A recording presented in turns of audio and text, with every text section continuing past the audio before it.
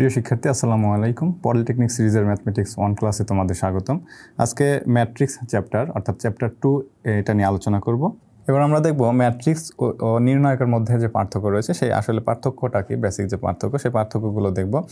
ইতিমধ্যে আমরা যা শিখলাম তাতে কিন্তু আমরা আসলে বুঝতে পারবো যে আসলে পার্থক্যগুলো কি। তারপরে আমরা দেখে নেই, আমরা যদি ম্যাট্রিক্স বলি যে ম্যাট্রিক্সের কোনো মান নির্ণয় করা যায় না, এটা কিন্তু আমরা কিন্তু সরাসরি ম্যাট্রিক্সের কোনো মান নির্ণয় করতে পারবো না, কিন্তু আমরা নির্ণায়কের মাধ্যমে কিন্তু সরাসরি মান নির্ণয় করতে পারি, অর্থাৎ নির্ণায়কের কিন্তু সুনির্দিষ্ট মান বের করা যায়।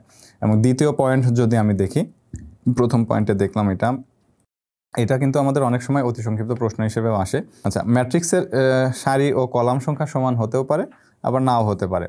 যেমন বিভিন্ন প্রকারের কিন্তু আমরা ম্যাট্রিক্স দেখেছি, যেমন সারি ম্যাট্রিক্স, কর্ণ ম্যাট্রিক্স, বর্গ ম্যাট্রিক্স, আয়তাকার ম্যাট্রিক্স, এরকম বিভিন্ন টাইপের ম্যাট্রিক্স কিন্তু রয়েছে। কিন্তু নির্ণায়কের ক্ষেত্রে আমাদের কি রয়েছে, সারি সংখ্যা এবং কলাম সংখ্যা কিন্তু সমান। এদের নির্ণায়কের ক্ষেত্রে কিন্তু এটার কোনো পরিবর্তন হবে না। আচ্ছা, কোনো ম্যাট্রিক্সে কোনো ধ্রুবক বা কোনো সংখ্যা দ্বারা গুণ করলে তার প্রতিটা উপাদানকে গুণ করা বোঝায়।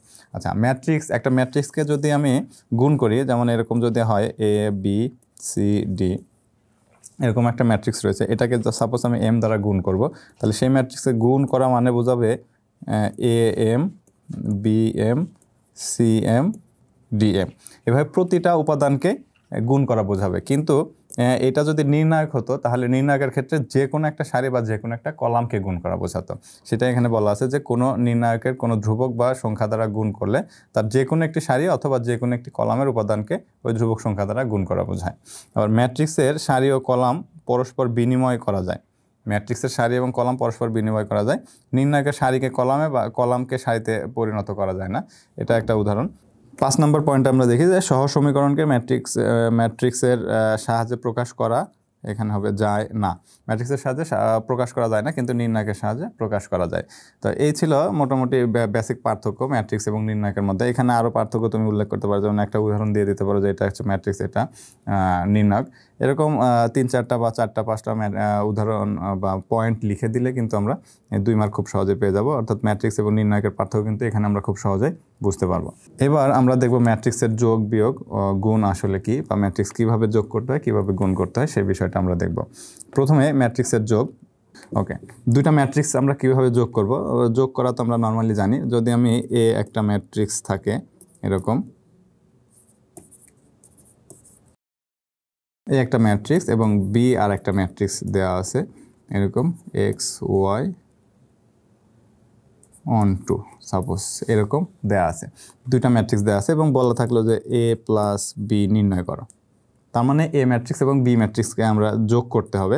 তাহলে এ ম্যাট্রিক্স এবং বি ম্যাট্রিক্স আগে লিখে নিব এভাবে, প্লাস এক্স ওয়াই 1 2, এই ম্যাট্রিক্সটা লিখলাম।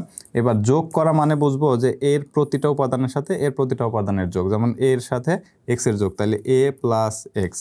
বি এর সাথে ওয়াই এর যোগ, তাহলে বি প্লাস ওয়াই। সি এর সাথে 1 এর যোগ, তাহলে সি প্লাস 1, এবং ডি এর সাথে 2 এর যোগ। এই যে প্রতিটা উপাদানের সাথে প্রতিটা উপাদান, এর প্রথমটার সাথে প্রথমটা, এর দ্বিতীয়টার সাথে দ্বিতীয়টা, প্রথমটার সাথে প্রথমটা, এর দ্বিতীয়টার সাথে দ্বিতীয়টা, জাস্ট যোগ করে দেওয়া, এটাই হলো আমাদের যোগ করা। এবং বিয়োগের ক্ষেত্রে সেম। আমরা বিয়োগের যদি উদাহরণ বলি যে ম্যাট্রিক্সের বিয়োগ বলতে আমরা কি বুঝবো, যদি আমি বলি এ মাইনাস বি, তার মানে এর ম্যাট্রিক্সটা লিখতে হবে মাইনাস বি এর ম্যাট্রিক্স, এবং প্রথমটা থেকে দ্বিতীয়টা বিয়োগ। আবার এই সেমভাবে, অর্থাৎ এটা যদি আমি আগেরটার ক্ষেত্রে যদি আমি লিখি, আমি একটু শর্ট করে লিখতেছি এখানে, বা এখানে আমি লিখে দিচ্ছি A B C D X Y 1 2, তাহলে এটা মানে বুঝবো আমি A minus X, B minus Y, C minus 1, D minus 2, তাহলে ডি মাইনাস 2। তাহলে মাইনাস এবং প্লাস দুইটা কিন্তু একই রকম। এখানে নর্মাল যে আমরা নিয়মে যোগ করে থাকি সেই নর্মাল যোগটাই হবে, কিন্তু এখানে প্রতিটা উপাদান মিল থাকতে হবে। যেমন এইখানে কিন্তু আবার এ বি এর প্রত্যেকটা উপাদান সেম হতে হবে, মানে একই টাইপের উপাদান হতে হবে। যেমন এখানে যদি আমি থাকে, যেমন এ বি সি ডি এই একটা ম্যাট্রিক্স, এর সাথে যদি আমি যোগ করতে চাই A B C X Y Z, তাহলে কি যোগ করা যাবে? দেখো, এর সাথে এর যোগ হবে, বির সাথে বির যোগ হবে, সি এর সাথে কি যোগ হবে? এখানে তো কোনো উপাদান নেই, সুতরাং এইটার সাথে কিন্তু এটা যোগ করা যাবে না। এই কারণে এই যে ম্যাট্রিক্স আমি প্রথম ম্যাট্রিক্সটা লিখলাম, ওই সেম টাইপের ম্যাট্রিক্স আমাদের এখানেও থাকতে হবে, তাহলে কিন্তু আমরা যোগ বা বিয়োগ করতে পারবো, আদারওয়াইজ কিন্তু এটা যোগ বিয়োগ এটা করা যাবে না। কারণ হলো একই টাইপের আমাদের ম্যাট্রিক্স হইতে হবে, একই টাইপের ম্যাট্রিক্স না হলে যোগ বিয়োগ করা যায় না। ওকে, এই ছিল যোগ এবং বিয়োগ। এখন আমরা দেখব গুণ করে কিভাবে। গুণ করার ক্ষেত্রে আমাদের কি করতে হবে, কিছু একটা শর্ত মানতে হবে। এখানে ম্যাট্রিক্সের গুণ বইয়ের ভাষায় যেভাবে লেখা আছে আমরা সেভাবে লিখবো, যেমন দুটি ম্যাট্রিক্সের গুণের যোগ্য হবে, বা এটা আমরা একটা বলতে পারি গুণের শর্ত। প্রথম ম্যাট্রিক্সের কলাম সংখ্যা দ্বিতীয় ম্যাট্রিক্সের সারি সংখ্যা সমান হতে হবে। দুইটা ম্যাট্রিক্সের যদি আমি গুণ বলি, এ একটা ম্যাট্রিক্স, বি আর একটা ম্যাট্রিক্স, এই দুইটা ম্যাট্রিক্সের আমরা যদি গুণ করি তাহলে গুণ হবে কি, এ ম্যাট্রিক্সের কলাম সংখ্যা এবং বি ম্যাট্রিক্সের সারি সংখ্যা সমান হতে হবে, তাহলেই আমরা ওই ম্যাট্রিক্সটাকে গুণ করতে পারবো। এটা অতি সংক্ষিপ্ত প্রশ্ন হিসেবে আসে যে এ এবং বি যদি দুইটা ম্যাট্রিক্স হয় তাহলে এ বি ম্যাট্রিক্সের গুণ করার শর্ত কি? গুণ করার শর্ত হলো এ ম্যাট্রিক্সের কলাম সংখ্যা বি ম্যাট্রিক্সের সারি সংখ্যা সমান হতে হবে। যদি এইটা হয় তাহলে তখন আমরা এ এবং বিকে গুণ করতে পারবো। তো এইটাই আমাদের বইয়ের ভাষায় এখানে লেখা আছে, যদি এ একটি এম ক্রস এন ম্যাট্রিক্স এবং বি একটি এন ক্রস পি ম্যাট্রিক্স হয়, মানে এটা ক্রম দেওয়া আছে ম্যাট্রিক্স হয়, তবে এ এবং বি ম্যাট্রিক্স গুণের উপযোগী হবে যেহেতু এ ম্যাট্রিক্সের কলাম সংখ্যা এবং বি ম্যাট্রিক্সের সারি সংখ্যা সমান। যেমন এ ম্যাট্রিক্সের কলাম মানে কত, এন হচ্ছে কলাম, বি ম্যাট্রিক্সের সারি মানে কত, এন, তাহলে দুইটাই এন, তার মানে দুইটা সমান, সুতরাং এই ম্যাট্রিক্সটাকে বলবো আমরা গুণ করা যাবে। যে ম্যাট্রিক্স এবং যে ম্যাট্রিক্সটা পাবো তার ক্রম হবে এম গুণ পি, অর্থাৎ এই যে প্রথম ম্যাট্রিক্সের সারি দ্বিতীয় ম্যাট্রিক্সের কলাম সংখ্যার যদি গুণ করি তাহলে যে ম্যাট্রিক্স পাবো সেটা বলবো আমরা এ বি ম্যাট্রিক্সের ক্রম। ওকে, তাহলে খুব সহজভাবে যদি আমি বলি যে প্রথম ম্যাট্রিক্স এ যদি একটা ম্যাট্রিক্স হয়, যেমন এ ম্যাট্রিক্সের ক্রম কত, এম গুণ এন। আচ্ছা, এইটাকে গুণ করা যাবে বি ম্যাট্রিক্সের সাথে, বি ম্যাট্রিক্সের ক্রম কত, এন গুণ পি। আমি কি বলছিলাম, প্রথম ম্যাট্রিক্সের কলাম সংখ্যা, এটা হচ্ছে কলাম, এবং দ্বিতীয় ম্যাট্রিক্সের সারি সংখ্যা, প্রথমটা হলো সারি। সবসময় প্রথম যেটা থাকে সেটাকে বলবো আমরা সারি সংখ্যা, এবং দ্বিতীয় যেটা থাকে সেটাকে বলবো আমরা কলাম সংখ্যা। তাহলে প্রথম ম্যাট্রিক্সের কলাম সংখ্যা যদি দ্বিতীয় ম্যাট্রিক্সের সারি সংখ্যার সমান হয় তখন তাকে আমরা গুণ করতে পারবো। এটা হচ্ছে মেইন শর্ত। ম্যাট্রিক্সের গুণ করার শর্ত হলো দুটি ম্যাট্রিক্সের মধ্যে প্রথম ম্যাট্রিক্সের কলাম সংখ্যা দ্বিতীয় ম্যাট্রিক্সের সারি সংখ্যা যদি সমান হয় তখন তাকে আমরা বলবো ওই দুইটা ম্যাট্রিক্সকে গুণ করা যাবে। ওকে, এবার আসি গাণিতিক সমস্যা। এই গুণ করা কিভাবে গুণ করে সেই একটা প্রশ্ন এখানে দেওয়া আছে, সেই প্রশ্নের আমরা সমাধান করব। তাহলে আমরা যদি বলি সমাধান করে নেই, আগে এটাকে দেয়া আছে আমরা লিখে নিব। দেয়া আছে কি, পি সমান একটা ম্যাট্রিক্স দেয়া আছে 3 4 2 2 1 1, আর একটা কিউ সমান দেয়া আছে কত, কিউ সমান দেয়া আছে -1 -1 2 2 1 1। ওকে, এই যে দুইটা ম্যাট্রিক্স দেয়া আছে, এই দুইটা ম্যাট্রিক্সকে গুণ করতে হবে। এখানে বলা আছে পি কিউ মানে ওদের গুণ করতে হবে। তাহলে গুণ যদি আমরা করি সেই ক্ষেত্রে কিভাবে পাবো, পি কিউ সমান আমরা লিখব, পি ম্যাট্রিক্সের আমরা ভ্যালুটা লিখে ফেলবো 3 4 2 2 1 1। ওকে, এটা ডট আকারে লিখলেও হয় বা এমনি লিখে দিলেও হবে, -1 -1 2 2 1 1। আচ্ছা, আগে এটা আমরা দেখে নেব যে এটাকে আসলে গুণ করা যাবে কিনা। এই যে ম্যাট্রিক্সটা, দুইটা ম্যাট্রিক্স রয়েছে, সেই দুইটা ম্যাট্রিক্সকে গুণ করা যাবে কিনা। আমরা দুইটা ম্যাট্রিক্সের শর্ত কি জানি, যে প্রথম ম্যাট্রিক্সটা এটা এখানে কত, পি ম্যাট্রিক্সের ক্রমটা আমি এখানে লিখে নিই। এটা কয়টা সারি কয়টা কলাম আছে, দুইটা সারি তিনটা কলাম, তাহলে 2 গুণ 3 ম্যাট্রিক্স বা 2/3 ম্যাট্রিক্স, এবং দ্বিতীয় ম্যাট্রিক্সটাতে রয়েছে কত, 3/2 ম্যাট্রিক্স, 3/2 ম্যাট্রিক্স।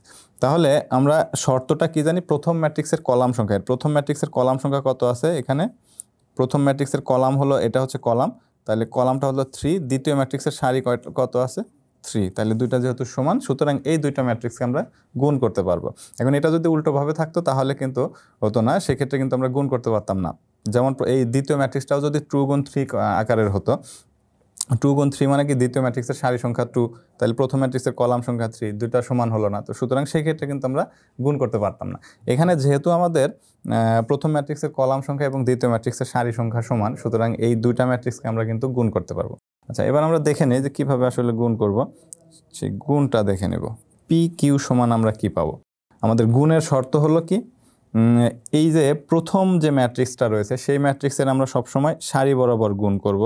প্রথম ম্যাট্রিক্সের সবসময় সারি বরাবর আমরা যাব। প্রথম ম্যাট্রিক্সটা যাব কোন দিকে? এই দিকে। এবং দ্বিতীয় ম্যাট্রিক্সের সবসময় আমরা কলাম বরাবর নামবো। তারপরে গুণ করব, যে যোগ যেভাবে করলাম প্রতিটা উপাদানের সাথে, প্রতিটা উপাদানের দ্বিতীয় ম্যাট্রিক্সের প্রতিটা উপাদানের সাথে যোগ করলাম, গুণের ক্ষেত্রেও সেম কাজটাই হবে। তাহলে এইখানে আমরা কি করব, প্রথমে আমাদের যে প্রথম উপাদান রয়েছে 3, তাহলে 3-র সাথে এই দিকে প্রথম উপাদান কত রয়েছে? -1, এদের গুণ। তাহলে 3 গুণ -1, এই দুইটাকে যদি আমি গুণ করি তাহলে কত পাবো? আমি এটাকে একটু বড় করেই লিখি। তাহলে 3 গুণ আমি পাইলাম কত? -1। ওকে, প্লাস এবার 4-এর সাথে আমাদের এই দিকে দ্বিতীয় উপাদান গুণ। এই দিকে দ্বিতীয় মানে কি? নিচের দিকে আসতে হবে। প্রথম উপাদান যেতে হবে বাম থেকে ডান দিকে, প্রথম ম্যাট্রিক্সের ক্ষেত্রে, এবং দ্বিতীয় ম্যাট্রিক্সের ক্ষেত্রে আসতে হবে কত? উপর থেকে নিচের দিকে। মানে প্রথম আমি এখানে সাইড নোট হিসেবে এখানে লিখে দিই, এটা হলো প্রথম ম্যাট্রিক্স, এবং দ্বিতীয় ম্যাট্রিক্স যাইতে হবে কলাম বরাবর। এটা এইভাবে সাইড নোট হিসেবে বা এই পাশে তুমি লিখে রাখতে পারো। ওকে, তাহলে প্রথমে 3-র সাথে -1-এর গুণ, এরপরে 4-এর সাথে কত হবে? তাহলে 4 গুণ 2। এবার 2-এর সাথে কত গুণ হবে? তাহলে প্লাস 2-এর সাথে গুণ হবে 1-এর, এবং প্রত্যেকটা গুণের পরে একটা করে যোগ চিহ্ন নিতে হবে। আচ্ছা, এটা প্রথম কলামের সাথে প্রথম সারির গুণ করলাম। এবার প্রথম কলামের সাথে সেমভাবে দ্বিতীয় সারিটার গুণ করতে হবে। দ্বিতীয় সারি বলতে এই সারিটাকে গুণ করতে হবে। তাহলে সেক্ষেত্রে আমরা 2-এর সাথে গুণ করব কত? 2-এর সাথে -1 প্লাস 1-এর সাথে 2-এর গুণ, অর্থাৎ এই দ্বিতীয় 2, প্লাস আবার 1-এর সাথে এই যে এই 3 নাম্বার 1-এর গুণ, অর্থাৎ এই প্রথমটার সাথে এই প্রথমটা, এর দ্বিতীয়টার সাথে এই দ্বিতীয়টা, এর তৃতীয়টার সাথে এই তৃতীয়টা করে দিলাম। অনুরূপভাবে প্রথম সারির ক্ষেত্রেও সেমভাবে আমরা করে নিলাম। এটা হলো প্রথম কলামের কাজ শেষ হলো। আমরা যেমন এমনিতেই যদি আমরা এইভাবে গুণ করি, যেমন a plus B, a minus B, এটা যদি গুণ করি সেই ক্ষেত্রে কী করতাম? এর সাথে a এর গুণ, অর্থাৎ a ইন্টু a মানে a স্কোয়ার, তারপরে এর সাথে আবার মাইনাস এ বির গুণ, তার মানে ab, প্লাস আবার বির সাথে a এর গুণ, তার মানে আবার ab, মাইনাস আবার বির সাথে বির গুণ মানে বি স্কোয়ার। এভাবে কিন্তু গুণ করে দেয় প্রতিটা উপাদানের সাথে প্রতিটা উপাদানের গুণ। ম্যাট্রিক্সের ক্ষেত্রেও সেম, প্রতিটা উপাদানের সাথে প্রতিটা উপাদানেরই গুণ হবে। সুতরাং এই দুইটা সারি, প্রথম ম্যাট্রিক্সের দুইটা সারি দ্বারা প্রথম কলামকে গুণ করেছে, এবার এই দুইটা সারি দ্বারা দ্বিতীয় কলামকেও গুণ করে দেবো সেমভাবে। তাহলে সেই ক্ষেত্রে এখানে কলাম দ্বিতীয় কলামে চলে আসবো। তাহলে আবারও এই 3-র সাথে গুণ হবে কত? 3-র সাথে গুণ হবে -1-এর, তাহলে 3 গুণ -1 প্লাস আবার এই 4-এর সাথে গুণ হবে কার? 4 গুণ 2 প্লাস আবার এই 2-এর সাথে গুণ হবে কার?